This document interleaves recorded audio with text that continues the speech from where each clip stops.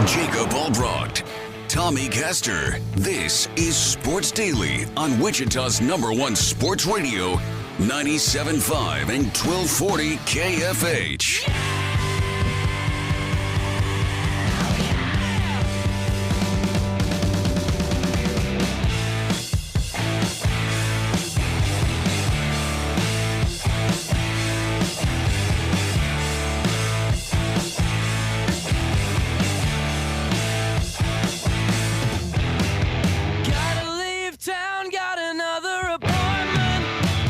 All right, welcome in, everybody. Sports Daily, KFH. Jacob Albrocht, Tommy Castor. Working on tracking down Bruce Ramsay, Wichita Thunder head coach. We'll let you know once we get that for you. Welcome into this Friday edition of the program. Glad to be here. The IHOP hotline always open, 869-1240. Tommy, while we track down Bruce, Lamar Jackson, we've heard some of it here in our updates and the commercial breaks and everything, saying he never wanted to do anything but play for the Ravens, saying all the right stuff. I don't know if I believe that. Don't really care, quite frankly. But they've given him some weapons there. They've drafted wide receivers. They brought in Odell Beckham. He's saying things like his goal is to pass for 6,000 yards. How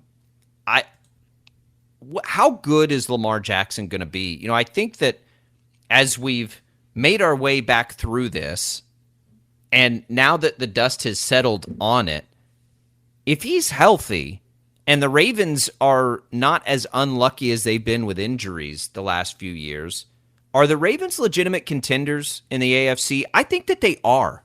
I think they have a chance. I don't know how good their defense is going to be, but I love their head coach. I think Lamar Jackson's great.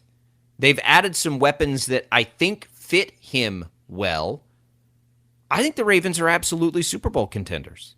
I'll have to see it to believe it. I'm not there yet. And the reason for that is simply because the weapons that they have this year, they've had weapons in the past too that haven't really panned out. And so they've had a lot of injury issues. And I know that's not a cop-out, but it's a reality. Like, they do try to bring weapons in, and then those guys are always hurt.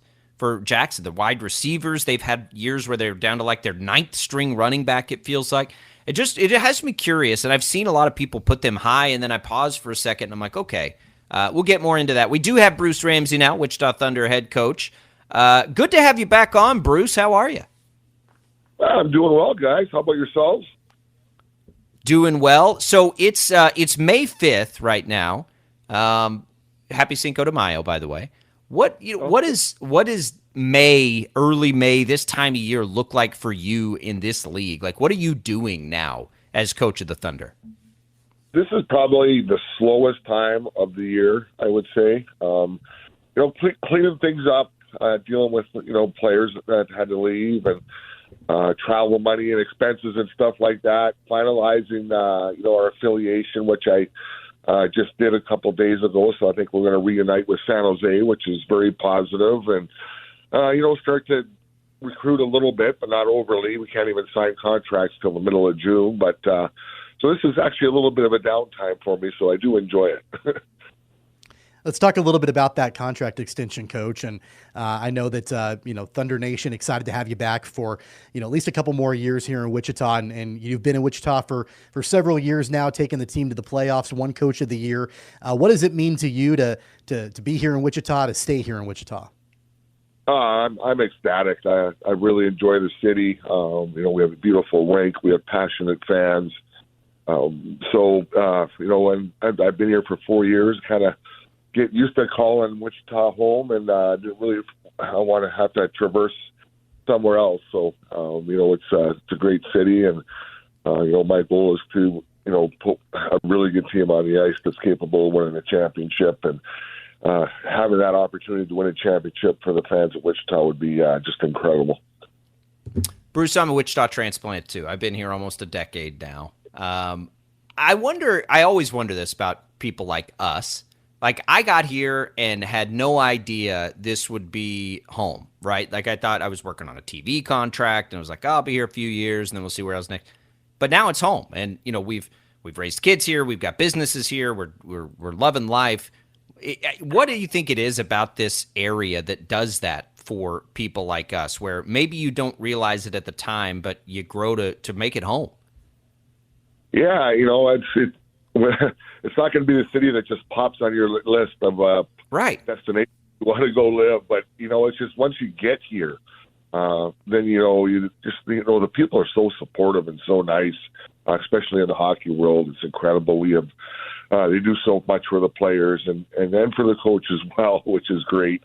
So that just endears you right away. Is just the caring of the people and the passion that they show for their sports, and they love their hockey, and that obviously makes it exciting for the boys and us. We had 12,000 people at our last game, our last home game, which was incredible, and we did get a win for it, which was really good. So and the weather's not too bad. You can't complain too much about that. You have your your downtime during the winter, but it doesn't really snow. And I was born and raised in northwestern Ontario, so I know what cold weather's all about. So I don't mind being a little bit more south, that's for sure. Well, Bruce, I want to ask you about the affiliation with the San Jose Sharks. Just wrapped up year one in that affiliation after several years with the Edmonton Oilers. How do you assess year one of the affiliation? And I know that you said that, looking at re-upping and planning on re-upping with San Jose. What are your expectations for the future with that affiliation? Yeah, we had some bad luck with them this year. They did send us some really good players at the beginning of the year. But it turned out they all had some kind of injury that actually cost each of those players a season-ending injury, basically. So we was misfortunate, just some bad luck that we didn't get to see those players play very much. But I know just in my conversations recently that they're definitely going to do more to make sure that we have depth in our system, players available for them, and they just have more depth overall for their teams as well. So it should be much more beneficial. By the end of the year, we didn't have any contracted players, and it's really hard to win in this league without those. So we're really hoping that San Jose steps up and helps us out a lot next year and gives us some really good quality kids. Yeah, this is Bruce Ramsay, Wichita Thunder head coach. Be here for a little while longer, which I know Thunder fans are excited about. It's got to be interesting and difficult. And we've talked about this before with you here on this show, but it's always interesting to me when you've got this dynamic of if you're achieving your best hockey, you're losing your best players, right? Like that's such an interesting dynamic for me, and it always has been. Like, you want the best and you want these guys to succeed ultimately, even if it's, in some ways stabbing yourself in the foot a little bit.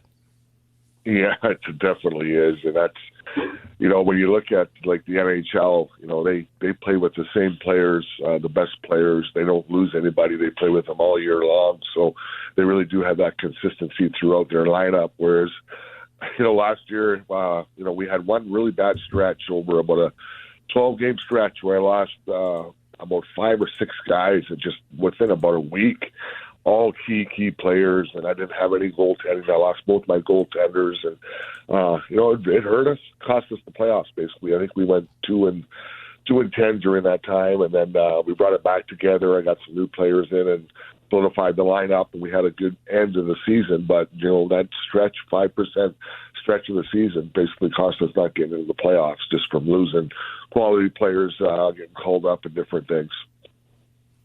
What's it like for you, especially I know during the off season, of course, a big part of your job is recruiting players to Wichita, bringing them in, signing them to contracts. But even then during the season, you're having to go and do that too, as you're losing players to the next level up or potentially going overseas or even injuries. So what's that like for you when you're going and trying to recruit these guys to come in, not only during the off season, but also in season itself?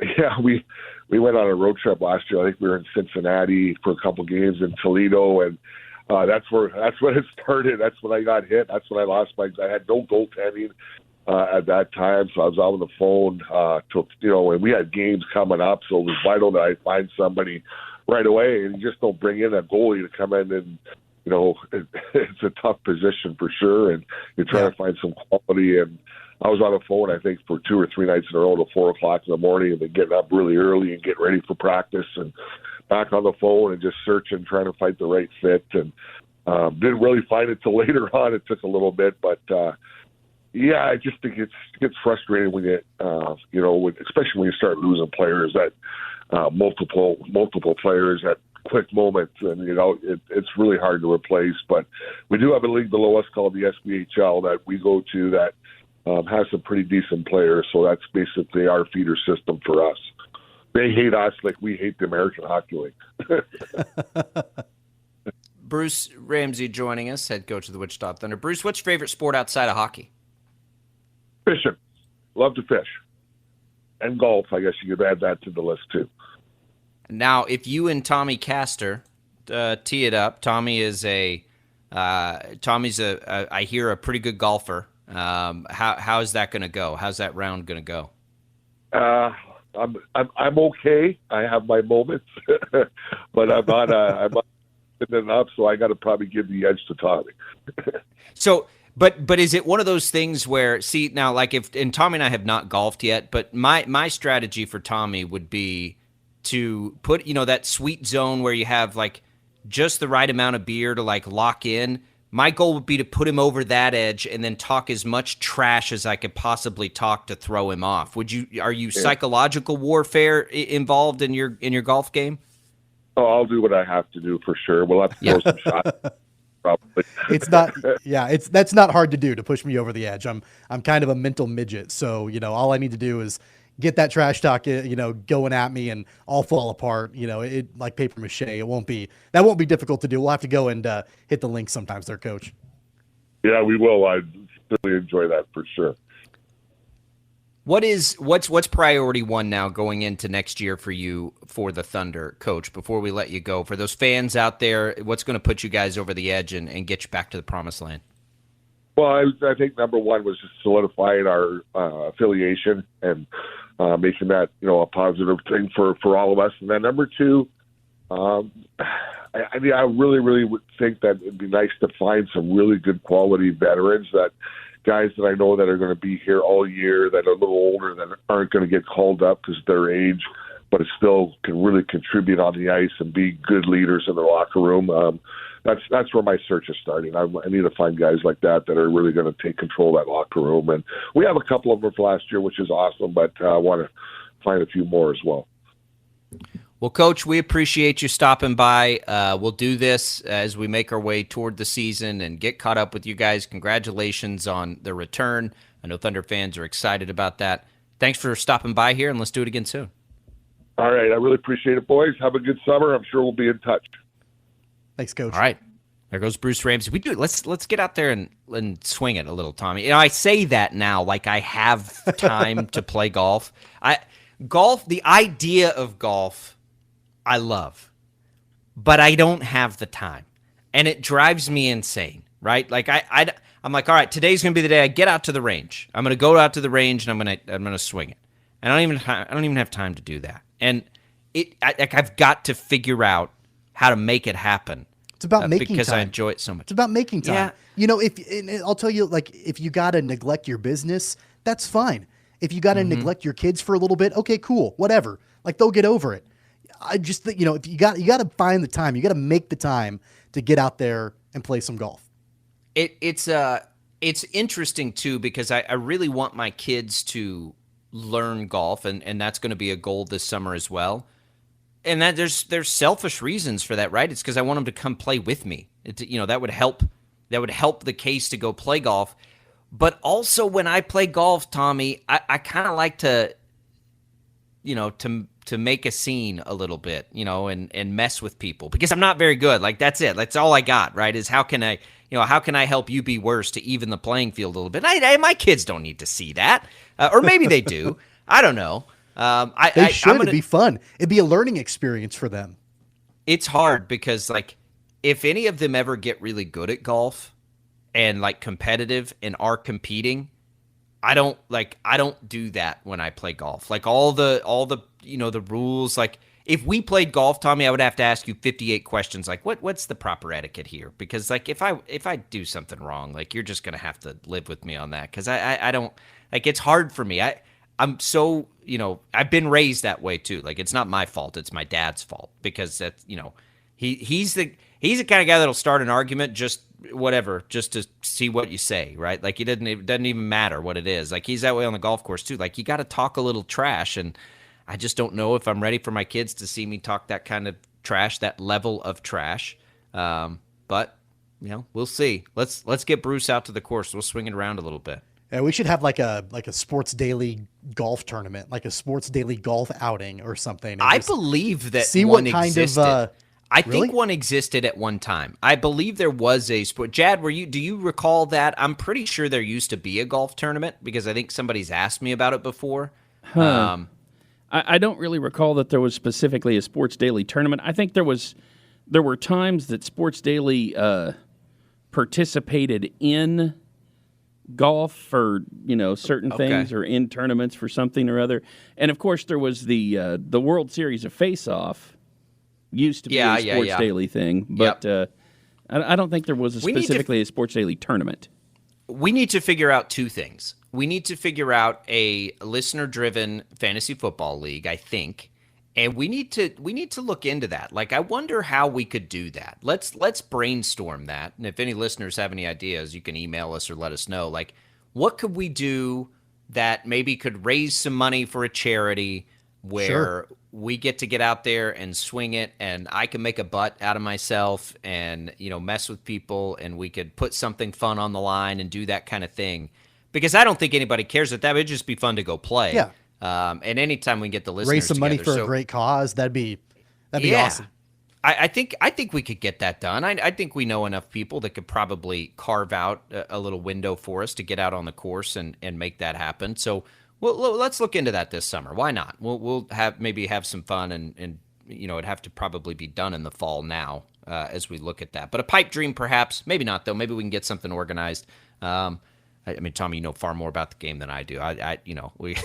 We'll see. How that goes. Good. But I bet. What's that? The River Festival used to have a contest. It was basically kind of a closest to the pin contest. You would hit the ball from basically the boathouse over the river and up onto Douglas, basically on the McLean, that's awesome. Basically on the other side, trying to get closest to the pin that was on the riverbank. That used to happen right about the same time that they stopped doing the Riverfest for COVID. They stopped doing that, and I don't think it's come back yet. You'd bring that up and make that a Sports Daily River Festival contest. We do have an update from our boss, Tony Dusing. He says there was a Sports Daily golf tournament. The money benefited scholarships at Wichita State. So maybe that's something, maybe that's an armchair strategies NIL type thing. I don't know. That'd be kind of cool. Kevin Saul getting involved in that. Let's figure that out. Yeah, let's figure that out. That would be too much fun to pass, because then we would just, we would extend invitations to local sports people. I'm not saying like us. I'm saying like Bruce Ramsay or Kevin Saul or Paul Mills or Looney or Lauren Hibbs, anybody. But the only rules, Tommy, that I need in place are that this is the least formal golf tournament anybody's ever played in before. Like, you got like nothing serious about it. In fact, the least serious possible, with all kinds of shenanigans, would make this thing the best it could be. The best, and I've played in a ton of charity golf tournaments over the course of my career. I mean, I played in a lot of them. My favorite one of all time, I don't even remember who it benefited, but it was down in Derby, and there was a drink station at every single hole. And like one hole had margaritas, one hole had Jello shots, one hole, I mean, like you name it, every hole had a different kind of drink station there. And it was a mess, but man, it was fun. Yeah, those are fun. Those take like 6.5 hours to do. I don't know. I'm talking, yes, of course we would have fun in that way. I'm talking about like fun in that, like the game itself.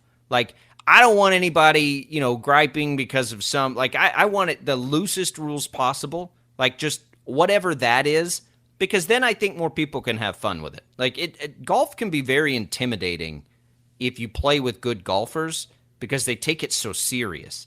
The least fun, Tommy, that I've ever had playing golf is when I was playing the best golf that I could play, which for me was like like a 90, right? Like that, and I was playing once a week, and this was a long time ago.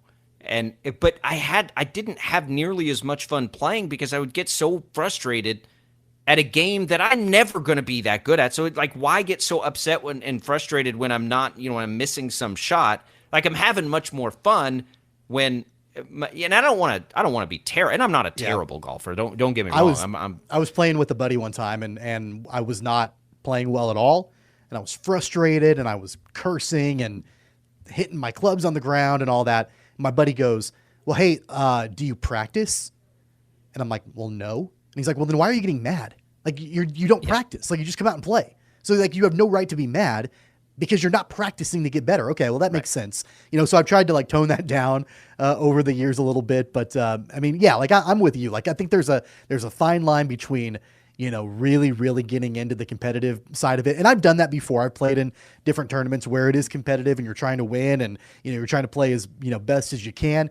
Then there are times where it's like, hey, let's have as much fun as we can have and maybe get a little sloppy. The best round of golf I've ever played in my life, there was at least 3 inches of snow on the ground during that round when I played. Everybody broke out the orange and yellow balls and 3 inches of snow on the ground. It was a lot of fun. I've also played a back nine at a tournament barefoot. Okay. That was very less serious and a lot of fun.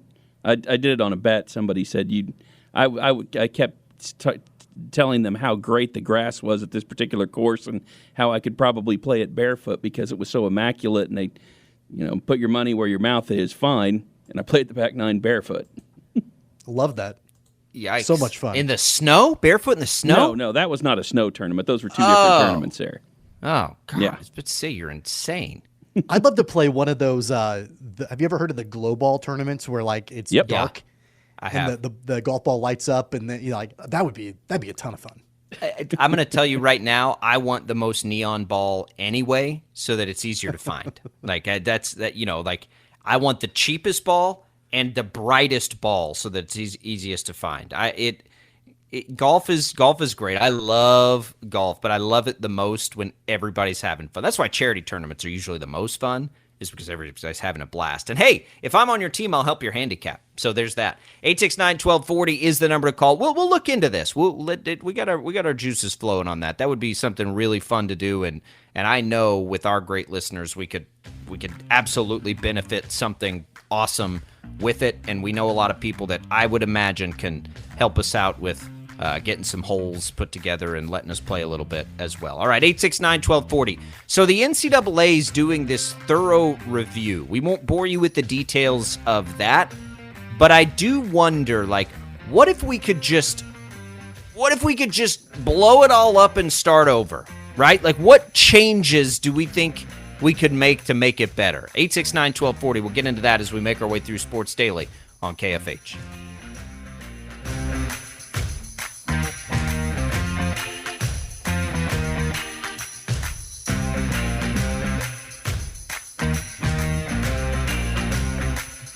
Your phone call is welcome. 869-1240. Sports Daily on 97.5 and 1240 KFH. Wichita's #1 sports talk radio. Dude, you gotta hear this. Go ahead. I think I want to hear this. Sports Daily is on KFH.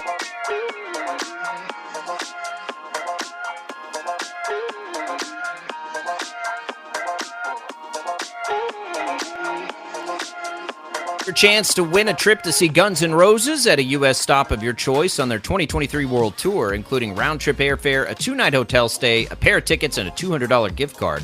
Go to KFHradio.com to enter for the chance to win this national contest. Get tickets now at livenation.com. All right, we got some calls here. We got everybody excited on this golf conversation.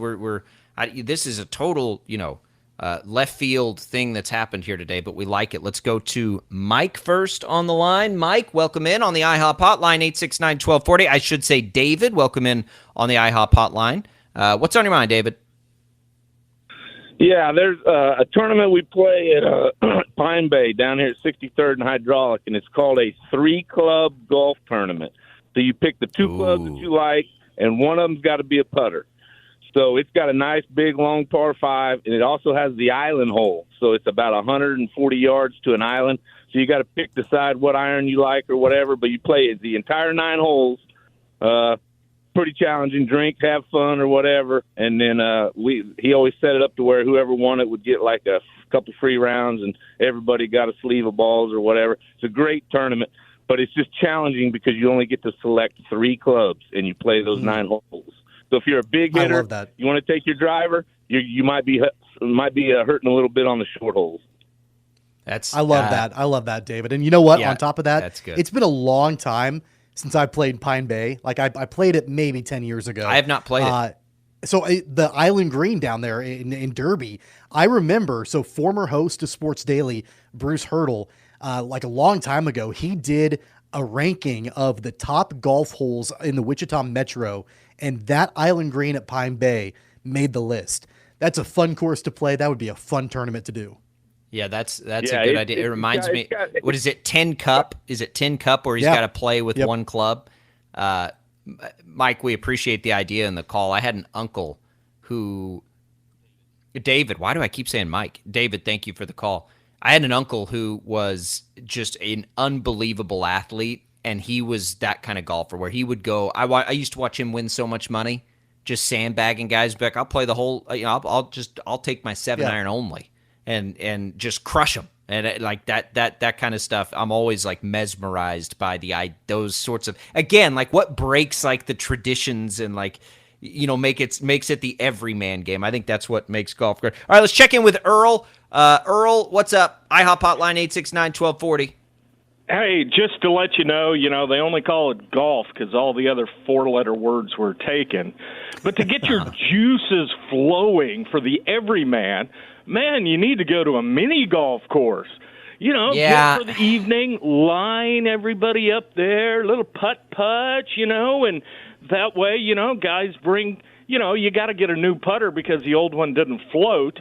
But the best idea is a little putt-putt or frisbee golf. Make it the everyman. Oh, now, thing. Earl, now hang on a minute. No. Cutting you off there. Not doing that. Yeah, Earl, Earl, you're too rock and roll for frisbee golf, for frolf, right? Like, you're way too rock and roll for frolf. Like, unless you're going to, like, break out the, I don't know, love circle and drum line or whatever. Like, frolf, now, come on, Earl. We're going to play hacky sack afterwards? What are we doing here?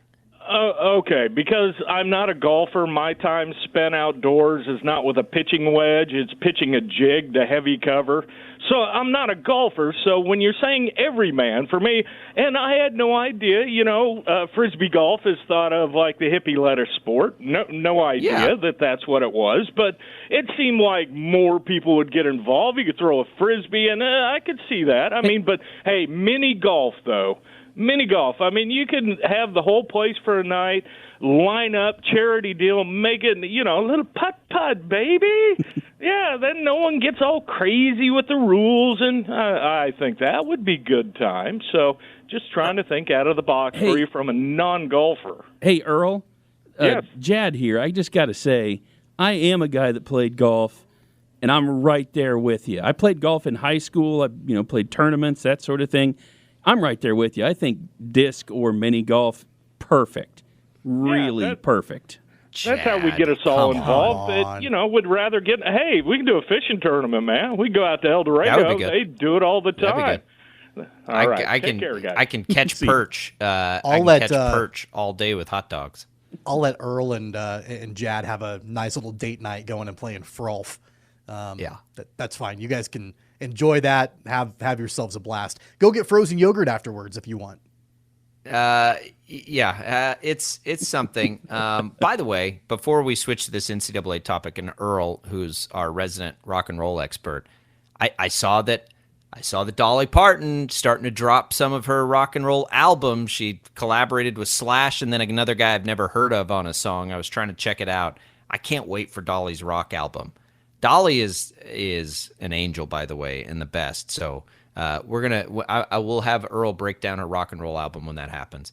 All right, 869-1240. Tommy, the NCAA. So what has this out there, and this is a probably a topic, that we need to spend more time on. But for now, Charlie Baker, the new president, has hired a company. They're going to pay a whole bunch of money for somebody to come in and basically top to bottom evaluate the NCAA and identify what could make it better. It's interesting because, like, if you read this story from Dennis Dodd, most of the feedback from administrators is like, thank goodness and finally. But it's because they feel like the NCAA could be making more money than it does, not as much as, trying to solve like NIL and stuff. But a lot of the feedback on it is, why isn't the NCAA more aggressive in trying to, make the best of these situations? If you took away the men's basketball tournament, I think, which is like 90% or something insane of the revenue driver for the NCAA. But when you see the NCAA tournament doing that, like, how does the NCAA not take advantage of everything else and really drive home the ability to make money? And now especially, like, if you're starting over, if you've got a chance to do it, top priority for Tommy Castor with the NCAA is what? Completely shut it down. I mean, it's so irrelevant. It's irrelevant now. See, but it's not irrelevant because you do have to have an organizational body to handle things. Do you? Like postseasons? How are you going to do Can't the March conferences Madness? Plan their own tournament? Well, the conferences plan their tournaments, but they don't plan something like March Madness. Can't you get a committee of the commissioners of the respective conferences to put together their own tournament? Do they have to have oversight? That's kind of what the NCAA is. I mean, that's sort of what the NCAA is. I mean, it is sort of a committee. But even a loose affiliation committee of commissioners. See, I disagree. I think the NCAA, if done right, is a necessary and could be very beneficial. I think if the NCAA would get out of its own way in trying to prevent players from making money, it could do a lot of really positive things for the sports. Number one, embrace these players making money. Partner with them. Everybody can benefit more if everybody's working toward the same goal, not pushing against each other all the time. That would be the top priority for me. If you can figure out a way to make NIL good for everybody involved, then everybody's going to benefit. Now, revenue sharing is the elephant in the room to me, that makes that difficult because the NCAA will never want to give that up. But man, if you could collectively work, think about the pro sports, right? Yeah, you have collective bargaining and there's labor disputes and all that stuff. But in the end, everybody's benefiting more because of it, right? So figure out how to do that if you're the NCAA. Then maybe you can go in and develop more partnerships and sponsorship, opportunities and all of these other avenues and platforms that you could do. Like, if I'm that, and I hope it does, I hope this firm comes in and says what every court has said, like, this model doesn't work. It's backwards. Like, why aren't we working together?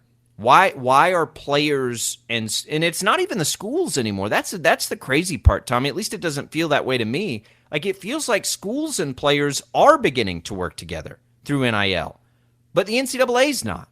And conferences are signing these deals and like all this stuff's going through. How do you most profit for everybody? Why on earth has it taken us this long to get to a college football playoff? If you see what March Madness does, how in the world has it taken so long to get to a playoff system in football, which is your greatest revenue driver? Because if March Madness is worth $1 billion, Tommy, what is a 16-team football playoff worth? $3 billion? Like, a lot of money. A lot of money. The NCAA can't get out of its own way, and they never have been able to. Like, it's been forever an institution that is set in its own ways. They've dug their heels into the ground. Mark Emmert did that his entire tenure as the president of the NCAA, was never willing to budge on anything. Charlie Baker's come in, and I think there was some optimism early on that he might be a little bit more willing to do that. I'm not really so sure that's going to be the case with Charlie Baker leading the NCAA now. In my mind, I think that a lot of this, I mean, and I know that this has been tossed around before, I don't think that you're going to really see substantial change, and you're talking about revenue sharing and all of that, until the players are able to unionize. And I don't know if that will ever happen. And I don't know if that's something that would even be the right thing to do. But if you want to talk about revenue sharing as a potential on the table, that's really the only way that I think that conversation can happen. I don't think that's a good idea. I hope it doesn't ever get to that point, because I think it would be pretty catastrophic. I don't think it needs to, and the problem with it to me is there's so much of a difference between sports and levels, like between FBS and FCS. Like, trying to unionize college athletes to me is not going to go. But don't you think that the NCAA and the member institutions are walking a really fine line? And I know NIL has helped solve this, but they're walking a really fine line where all it would take, honestly, would be all of the Division I basketball players to come together and say, we're not playing. We're not playing. We're walking out. I don't think they would ever do that. I don't know. Who knows? I think NIL softens the blow a little bit, but until there's this, really hey, you're making all this money off our backs, we want some of the piece of the pie from these media rights deals. I don't know. I mean, that could be a possibility.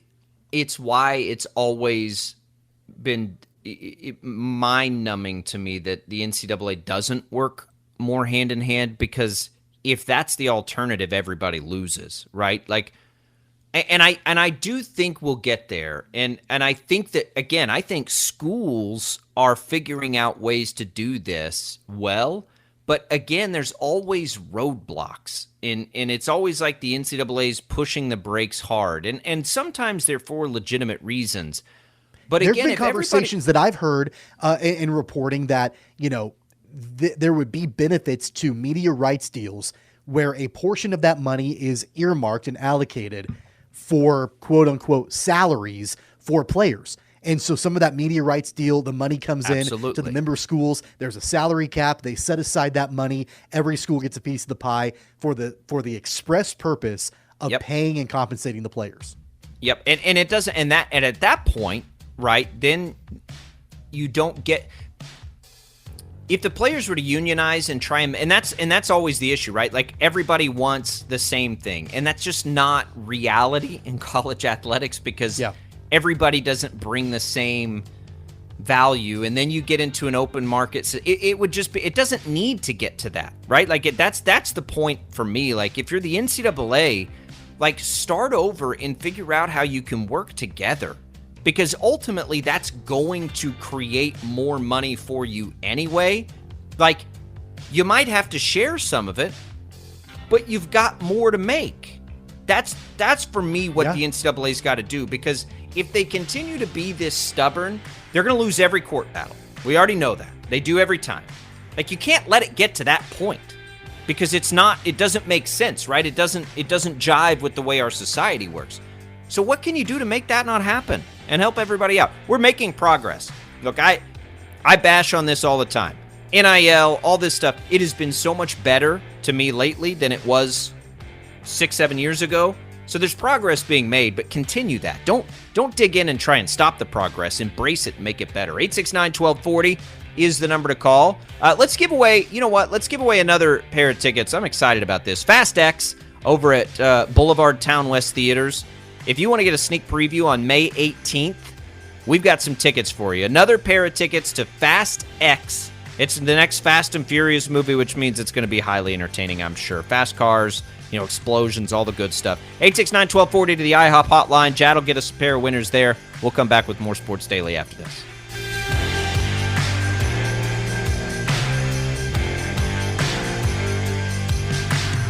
.97.5 and 1240 KFH. It's time to get back to the sports talk. All right, let's do this thing. Go! Sports Daily is on KFH.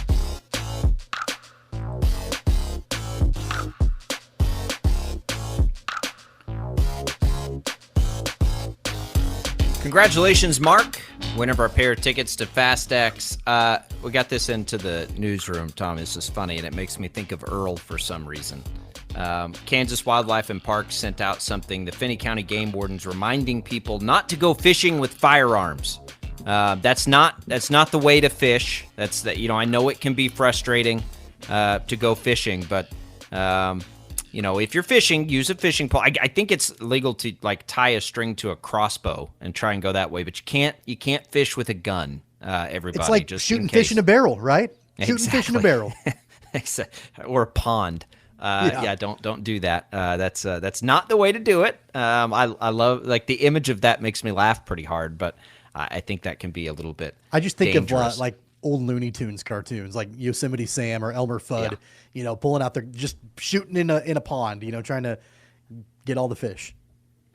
We've all been there, right? I've been frustrated fishing. Fishing's another one like golf. I have far more fun if I am enjoying the outdoors, having a beer, and not taking it too seriously.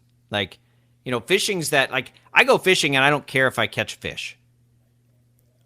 My question for you is, it seems like the only time you ever enjoy activities is if there's beer involved. Is that true? No. That's kind of what I'm gathering from all of this. Sometimes that's really depressing. No, I just like my point in all of that is like the social aspect of these endeavors to me is far more important than the execution. Now there are some things that success is necessary. Like, let's see, if and I haven't done this in a while, but like a softball league, right? Absolutely need to win those games, or it's not going to be satisfying. Playing poorly and losing would not be fun, no matter how much beer there is. I don't like to lose at pickleball. Is the new one, right? Like that's one. It's a little different, like when it's doubles and you're just kind of goofing around and like that's a little bit different. But like, so my wife is a good tennis player, so she's a good athlete anyway and a good pickleball player, to the point that like we can play one-on-one very competitively and it's super fun, and I do not like to lose to her in pickleball or anybody when I'm playing one-on-one. So they're not everything, but most of these things, like I don't want to, like, I got too many things to be worried about and stressed about. I don't want to like go fishing and get stressed out because I'm not catching a fish. I don't want to go play golf and get stressed out and worried because I duffed a shot. Now, I don't like to do that stuff, but I'm not going to lose much sleep over it. I'm a very, very casual fisher, like very casual. I enjoy it. I don't do it all that often, but because I'm not very good at it and because I don't really know the first thing about it, the best fishing experiences for me, at least, are the ones where somebody is taking me out and they're putting me right where all the fish are, and they're basically holding my hand on how to do all of it. And then I know I'm going to catch a fish when it's all said and done. And I know that's really lame. And it's I'd like to be able to say, hey, I'm really good at it. I can handle it on my own. I just can't. That's one thing that I'm very casual, and I'm a big time amateur when it comes to fishing.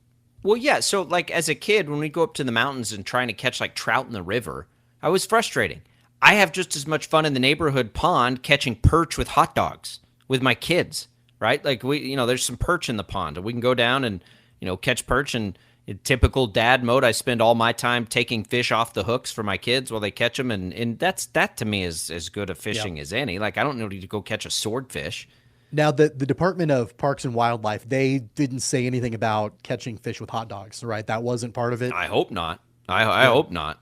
Look, yeah. I get it. Like, you're not supposed to, give Cheerios to the goldfish or the koi fish or whatever. And sometimes, like, like the wildlife. I grew up on a farm, man. Like, I'm not good at rules. I'm not good at, like, domestication. Like, I grew up on a farm where you pretty much can do whatever you want. There's a little defiance there. But, yeah, I don't think... What's wrong with hot dogs? Everybody likes hot dogs. Except my wife. If you don't like hot dogs, we're going to have a different conversation. 869-1240. We'll come back. Let's give away one more thing on our way to the final segment here. Let's do some Win Surge vouchers.